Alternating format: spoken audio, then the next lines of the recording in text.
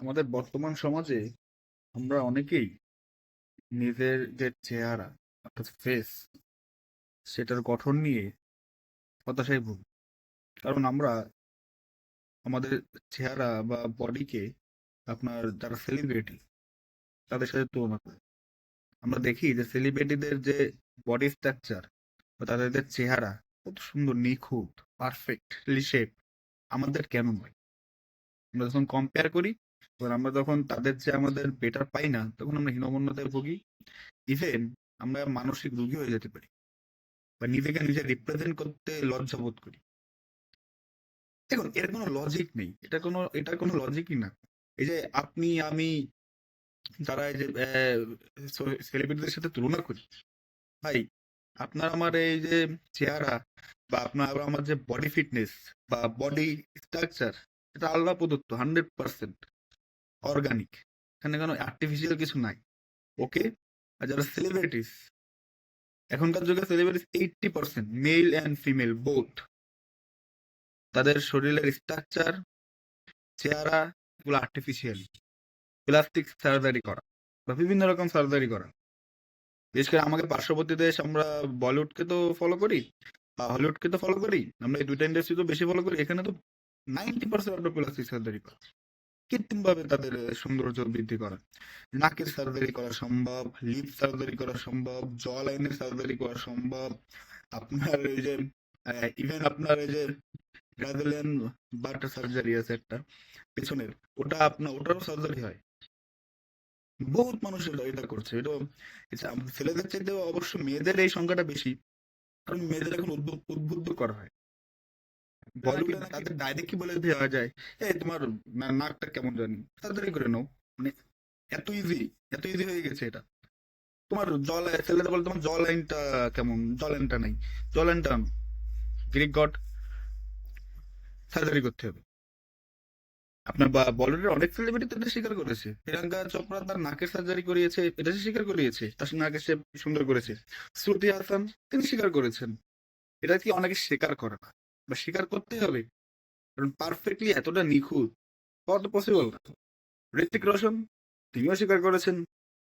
আপনার অনেকে অনেকে বলিউডে অনেকে স্বীকার করেছেন। মানে এটা স্বীকার করলেও কি না করলেও কি, ভাই দেখলেই বোঝা যায়, বুঝছেন? আপনি দেখলেই বুঝতে পারবেন। যারা আপনার surgery expert, plastic surgery expert, তারা কিন্তু দেখলেই ধরে ফেলে যে কোথায় আপনি সার্জারি করেছেন। ইভেন উর্বশী, উর্বশীর আগের ছবি আর এখনকার ছবি দেখেন, আকাশ পাতাল পার্থক্য। অনেক আছে, শুধু উর্বশী না। আমরা একদম খালি খালি আপনার এই হীনমন্যতায় ভুগি। আল্লাহকে ধন্যবাদ যে আল্লাহ আমাদের এরকম বানিয়েছে, এটাই অনেক কিছু। আমরা হীনমন্যতা না ভুগি। দেখুন, কত মানুষ আছে দুনিয়ায় যাদের মুখমণ্ডল বা শরীরে অনেক ধরনের সমস্যা নিয়ে তারা জন্মগ্রহণ করে। আল্লাহ তাদের পরীক্ষা করার জন্য এই সমস্যাগুলো দিয়ে থাকে। আমরা তো আল্লাহ দিলে আপনি আমি তো ভালো আছি সেখান থেকে, কিন্তু আমরা ওগুলো কম্পেয়ার করি না। আমরা কম্পেয়ার করি কার সাথে? বলিউড সেলিব্রিটিস, হলিউড সেলিব্রিটিসের সাথে। ভাই, আমি যতটুকু জানি আমাদের ধর্মে বলা আছে যে আপনার যে নিচে না, মানে নিচে যার অবস্থান বা সামাজিক অবস্থান, তার সাথে আপনি আপনার তুলনা করেন। তাহলে আপনি বুঝবেন যে আল্লাহ আপনাকে কত ভালো রেখেছে। কিন্তু আনফরচুনেটলি আপনি আমি তুলনা করি যে আমার চেয়ে অনেক গুণ এগিয়ে বা ধনী বা সবকিছু দিক থেকে আমার যে কয়েক হাজার গুণ এগিয়ে, তার সাথে আমি তুলনা করি। এটা কি হবে?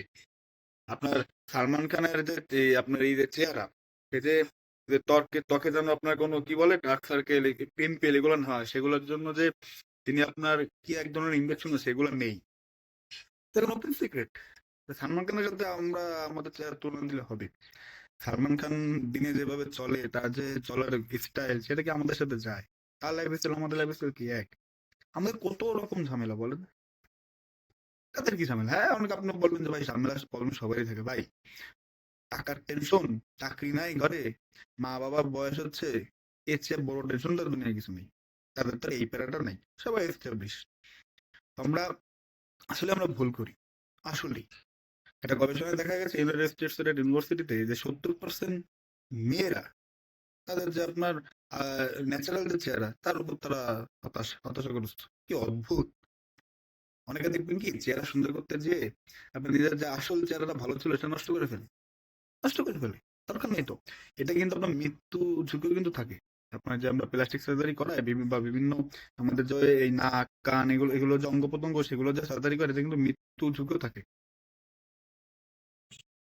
এই যে আপনার ইন্ডিয়ার কি জারিওয়ালা নামে যে কাটা লাগা যে গানে ছিল, সেই গানের যে আমরা চিনি যাকে, যে বিখ্যাত শেফালি জারিওয়ালা, তিনি কি দেখছেন কত অল্প বয়সী তিনি মারা গেছে হুট করে?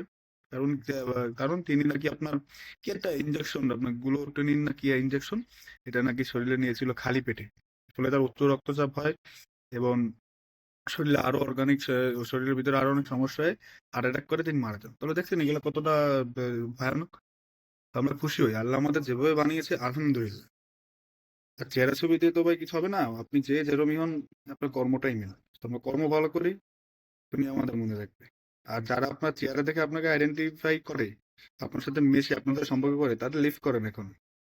আর আপনাকে না, আপনার চেহারাকে, আপনার সৌন্দর্যকে পছন্দ করে। ধন্যবাদ।